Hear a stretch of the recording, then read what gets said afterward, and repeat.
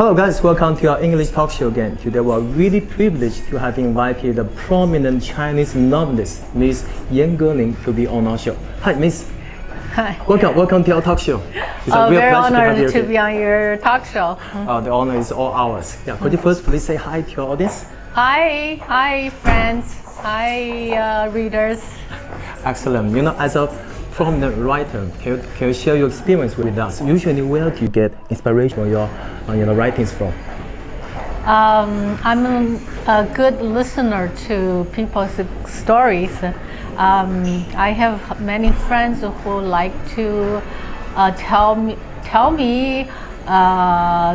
their experiences that sound very mundane, but I can always find some interesting details and some funny stuff, absurdity, and I think to have a very sympathetic ear is very important for a novelist. Mm-hmm. And because we say sympathetic is that you can co-feel with your friends who tell you their experience stories. Yeah, their hurts, their confusions. Mm-hmm. Yeah, their especially when they are emigrated to different countries. Mm-hmm. And they feel displaced. Mm-hmm. And they feel alienated and cannot get assimilated. So mm-hmm. It's all the stories actually after I came to the United States. Mm-hmm. And went to get my graduate school degree. Mm-hmm. I had this similar experience? No, I had this great wave of productivity and creativity. Mm-hmm. And I think it's because the experiences that I shared with my friends and mm-hmm. my especially 闺蜜, female really friends. Close friends. Yeah. So it just inspired me. Okay, great. So you can feel them because they're really good friends, and they provide you with they're like the source of your inspiration for your writing. Yeah. Excellent. Can you also tell the audience? But I never betray them, though. Anonymous. Yeah. Sometimes usually ladies gossip, right? They gossip about other people, so maybe friends of friends, mm-hmm. Or it's common. Yeah. So they like to talk about their friends or their family. Friends. You're a secret keeper. So you only take the information. Yeah, I never betray my friend. Yeah, right. I see. Okay, that's a good tip for the writers to get. So you can get good inspirations, stories from your friends, but never betray them. Always keep the little secrets. Yes. Yeah. Excellent. Can you also tell us what makes a good writing in your opinion?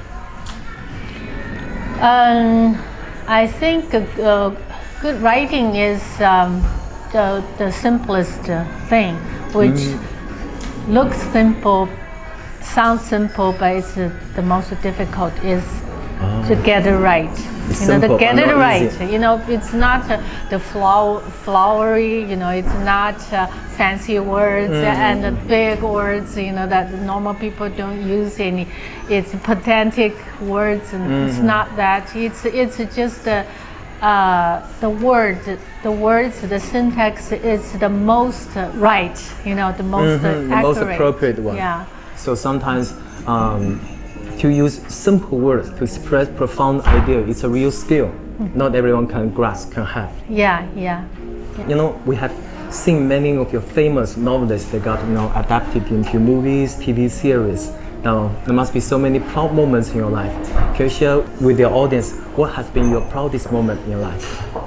Oh, well, I started writing at 20, and I started to get my my novels published in since 27, so it's no big deal for me. Never feels like the happiest or proudest.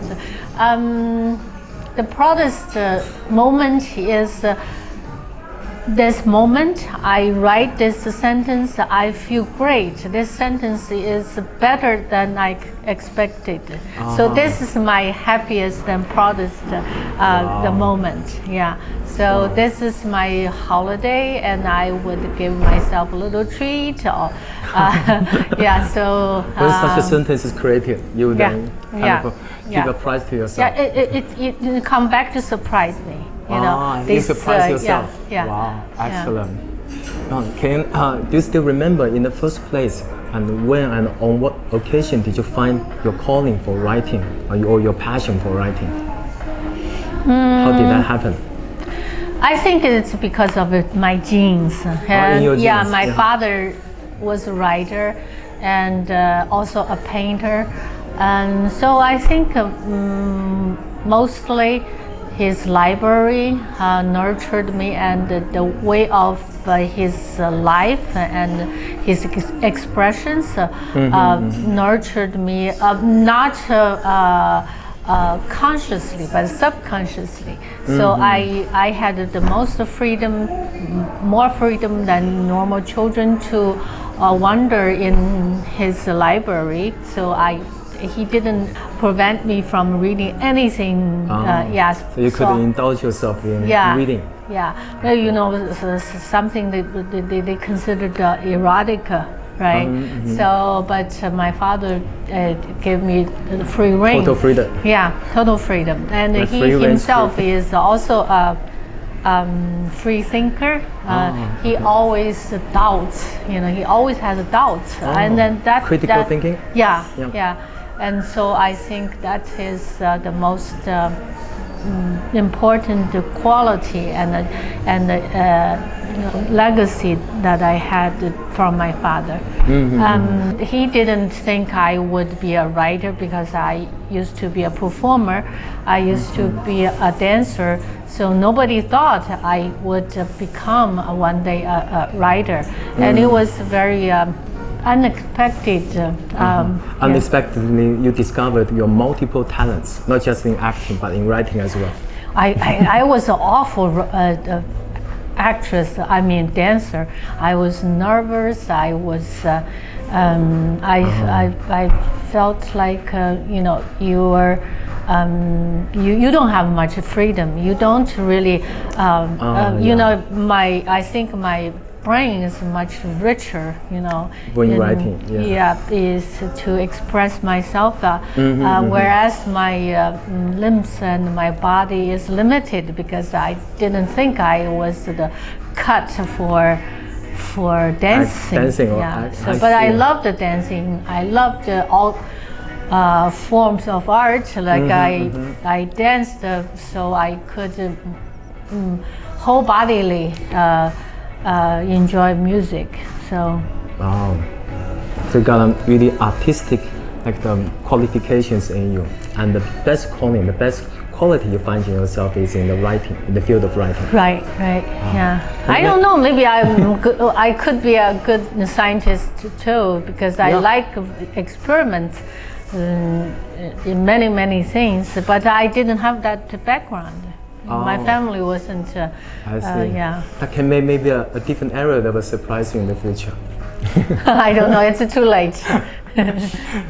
Many audience they look up at you at their role models. Many audience also youngsters. Any suggestions you can give to them if they also want to become a good writer, successful writer as you?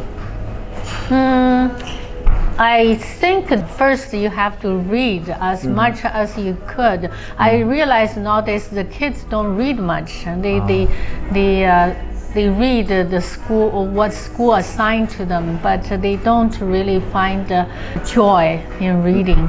And I think it's nowadays too many new devices, electronic devices, and chopped up their time. They couldn't find the quiet and the mind, the serenity of the mind to really absorb in reading. So I think that's a pity, and for that reason I hate all the devices.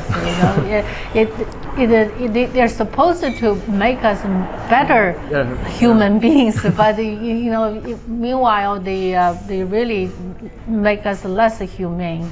Yeah, it's supposed to give us more freedom to read more. I have friends who have a Kindle. They got downloaded about 20 different novels in there. But over a year, they never finish one single novel from reading from Kindle. Yeah. Remember what Ms.严歌苓told us, you have to really absorb yourself in the writing and read a lot and really enjoy what you read. Okay, thank you so much for taking the interview. It's a real honor. I'm very happy to be interviewed by you. Before we finish, Javier, any other words you may want to say to the audience? And I think you just do things to follow your heart, and also to not to do things half-hearted. Do it wholeheartedly. Yes. So this is I've done 2 things: dancing for 8 years, and the rest of my life I devoted to writing. So I think this really is a good quality of a person. And also the good quality of living, right? To enjoy wholeheartedly, enjoy whatever you do. Thank you so much. It's a real pleasure. We'll see you guys next time. Bye bye. Bye.